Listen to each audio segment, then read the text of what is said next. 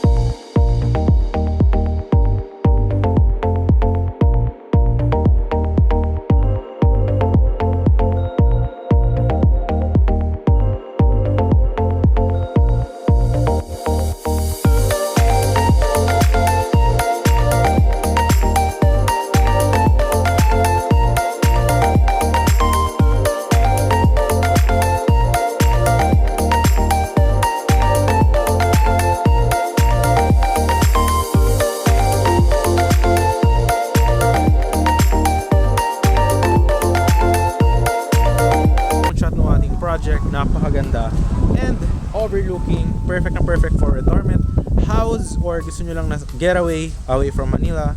Perfect na perfect ito. And at the same time, ang landmark dito, if isa-search sa Google Map, search nyo lang is Barangay Paligawan Hall. Nandiyan lang yung Barangay Hall sa may tapat. Maglakad ka dyan ng mga 1 minute, nandun na yung Barangay Hall. So yun, ayun na yung landmark dito. So tara, ikutan natin yung project, yung 3 lote natin. So tara, let's go. So ito yung ating girlfriend, yan, kasama natin siya. Okay, yan. Ano masasabi, malamig ba dito? Super lamig. So kailangan ng kahag. Kailangan ng kahag kasi sobrang lamig daw. 3 PM. Tara, pakita ko sa iyo dito yung isa. Ito yung isang client natin nagpabakod. 300 square meter. Ganito kalaki yan pag nabakuran. Ayan. Ayan, ganyan siya kalaki. Ayan. No, hanggang dito siya naglagay ng gate na. Ayan. So ganyan kalapad yung 300 square meter. So may isang corner lot doon, tapos dalawang inner lot. Yan, meron na rin tong muhon. Ayan o. Saan na ba yung muhon nito? Alright, nandito yan banda. Nandyan yung muhon ng lote. Nasaan na? Nandyan, ito. Nandyan yung muhon hanggang doon. So yung mga lote natin, may mga muhon na yan para mas ma-visualize nyo. So tara, at dito pala guys, no house restriction. So pwede kayo magpagawa sa contractor nyo, pwede rin naman kayo magpagawa sa amin ng house. So ang standard dito, developer, ano siya, 3.5 million standard finish. Up and down na yun. But kung may contractor kayo, mas makakamura, pwede rin. Kayo na, depende na sa inyo yun. So yeah, yung ating parang project guys, ano siya, meron siyang drainage, Tapos ang concrete roads is very wide. Kasya yung dalawang SUV or truck. So pakita ko sa inyo yung first 300 square meter na lot natin. Nandito lang siya. Okay. Tara, tignan natin yung first 300 square meter is nandito. Ayan, nandito yung isa. Wait lang ha. Nandito yung muhon nun. So guys, nandito yung first na 300 square meter. Yan yung guardhouse. May 300 square meter na corner. Andito lang. Nandyan yung muhon guys. Nandyan yung muhon. Tapos ano yan, pag ganyan siya yung shape, para rectangle. Hanggang dito yung ating 300 square meter na lot. So yan, ngayon is 3 PM but napakahangin dito guys. Pag pumunta kayo dito ng mga 6 PM, yan yung ulap dyan, nagpa-fog sa ano, ayan o, yung dulo niyan walang mga bahayan dyan guys, ayan. So napakaganda and tahimik if you want a property na for retirement or gusto nyo lang na small house with plantito-plantita, magtatanim-tanim ka, I highly advise this one. So yan, hanggang dito yung 300 square meter. From that point, nandyan yung muhon, nandito yung isa pang muhon. Kasa lang, hindi natin makita kasi ang taas na ng damo. But nandito lang yung muhon yan. Ipapalinis na lang natin kapag kinuha nyo para maka-visualize nyo yung laki ng 300 square meter. Ako na lang magpapalinis yan for you para makita nyo rin yung muhon. So yan. Andito yung first 300 square meter, okay? So punta na tayo dun sa may, ano naman, sa may corner lot na 300 square meter. So let's go. Tara. And dito pala guys, magkakaroon tayo ng amenities, multi-purpose hall and basketball court. Wala tayong mga swimming pool. So yun lang yung ating amenities. Ayan yung mga drainage na sinasabi ko sa inyo. Ayan. Ayan. Tapos magkakaroon pa yan guys ng sidewalk, no? Daanan. Yung laki pala ng kalsada here is 6.5 meters. Tapos doon naman kanina sa may guardhouse is 10 meters wide. Okay? So yan. Ito yung sinasabi ko sa inyo. Ito. Ayan. So yun guys, galing tayo diba ng guardhouse. Yung first lot natin is this one. Yung first lot natin is nandun diba yung 300 square meter. Lahat to guys may muhon na. Yung pangalawa nating 300 square meter is this one. Ayan, nandito. Ang ano niya, simula dyan, may muhon dyan up to here. Ayan, nandito siya banda hanggang dito sa... Ayan, nandito banda guys, yung muhon nandyan. Ayan, nandito yun. So pagka pag kinuha nyo siya, ang property na to hanggang doon sa dulo. Kung nakita nyo sa drone shot, meron dyang perimeter fence sa likod. Tapos overlooking view, kasi ang slope niyan is paganyan siya. Ayan, overlooking view. Tapos ang kagandahan, wala ka ng bahay sa likod. Kumbaga end lot siya, kasi perimeter fence na lang yung nasa likod mo. So ito yung 300 square meter dito sa overlooking na to. Ang slope nito hindi siya flat. So pag ganyan siya, pababa doon. So if you will build a house, I suggest make a basement para mas gamit nyo na maayos yung 300 square meter lot in here. So lalagyan nyo ng stairs. Yan. Or mag-rent kayo ng backhoe or pwede rin tambakan. It's up to you. Depende naman sa inyo. So yun. So ito pala guys, para ma-visualize nyo, yung mga saging doon sa likod, may bakod dyan na perimeter fence ha. Ayan. So napakalaki nung tong lot na ito. And then yung ating last na lot is this one. Yung last nating available is a corner lot. Ito siya. Ayan. So dito yung frontage mo sa kalsada. Tapos dito hanggang doon is nakalagay ka pa rin sa kalsada. So lahat yan is sa frontage mo.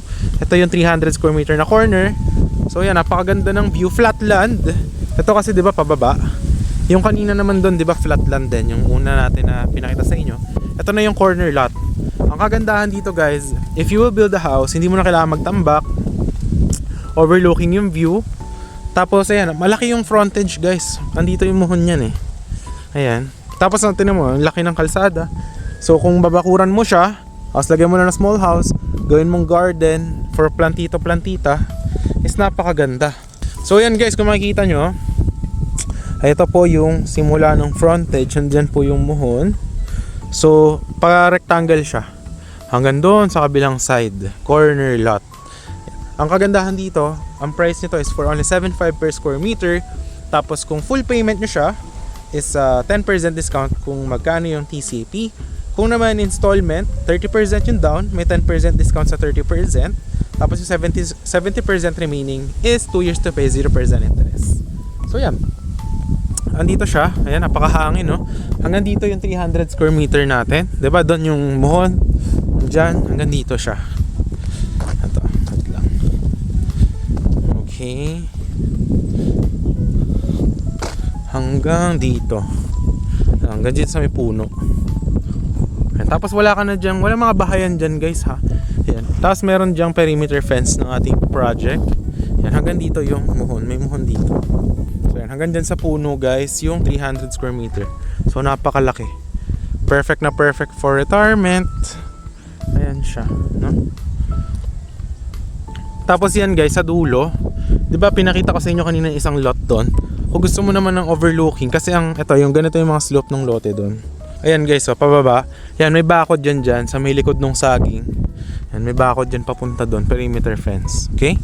So overlooking, ang kagandahan, yung slope kasi nito, kung mapapansin nyo from kalsada, medyo pababa. Kung magtatayo ka dito ng house or around doon, ayan yung view mo, overlooking. Talagang one with nature ka, kumbaga. Yan. So, yan. Marami tayo dito mga client, no? So yan, kung investment hanap mo, I will highly advise this one.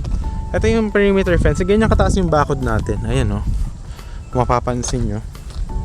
Ayan siya. Alright. Ito, client din natin yan. Yung isa dyan sa dulo dyan, no? Ayan, ganyan yung pa-slope ng baba, guys. Ayan. So yan. Ayan yung ating property tour for today. Ayan siya, guys. Ayan, no? Napaka peaceful, no? So yun guys, if you are interested, message nyo lang ako sa Viber, WhatsApp. Last 3 lots, I highly suggest kunin nyo yung corner lot. Pakaganda. At saka yung isa sa malapit sa guardhouse. Ayan. So yun, if you're interested, I hope to see you soon. And kung nasa ibang bansa naman kayo, message nyo lang ako para ma-assist natin kayo, no, with these projects na cold weather and tahimik, peaceful, and any house design. So yun guys, thanks for watching and I hope to see you soon and see you in the next vlogs. Bye bye.